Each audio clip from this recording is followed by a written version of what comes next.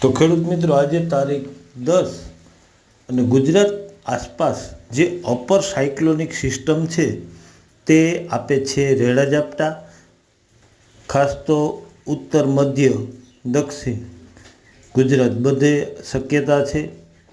અને ખાસ જે પશ્ચિમ ગુજરાત અને કચ્છ કે જ્યાં વરસાદની ઘણી બધી ઉણપ હોય, જે પાક છે તે લંઘાઈ રહ્યા છે, તેને જીવતદાન સમાન આ રેડા થઈ શકે, એક કાતરા પડી શકે છે. કારણ કે સિસ્ટમ નબળી છે, તેનું સ્થળ બદલે છે, તેમ તેમ બધે પાંહ પલાર વરસાદ આપી જાય એવી શક્યતા છે.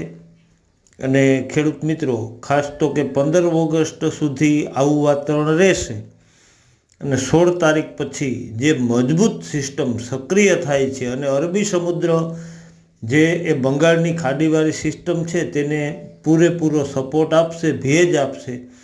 અને સાયક્લોનિક સિસ્ટમ કે જે મધ્ય ભારતના દક્ષિણ પટ્ટામાં તે થાય છે સક્રિય, જેની વધુ અસર સૌરાષ્ટ્રમાં થશે, તેમજ કચ્છ અને ઉત્તર પૂર્વ દક્ષિણ આખા ગુજરાતમાં આમ તો સાર્વત્રિક વરસાદનો રાઉન્ડ છે. એટલે 16 તારીખથી લઈને 25 તારીખ સુધીનું એલાળું જે 4 થી 8 ઇંચ વરસાદ પડી શકે. અને ખાસ તો પોરબંદર, દ્વારકા, જામનગર, રાજકોટ, જુનાગઢ, અમરેલી અને ગીર સોમનાથ આ એરિયામાં જરૂર છે ત્યાં પાણીલાયક વરસાદ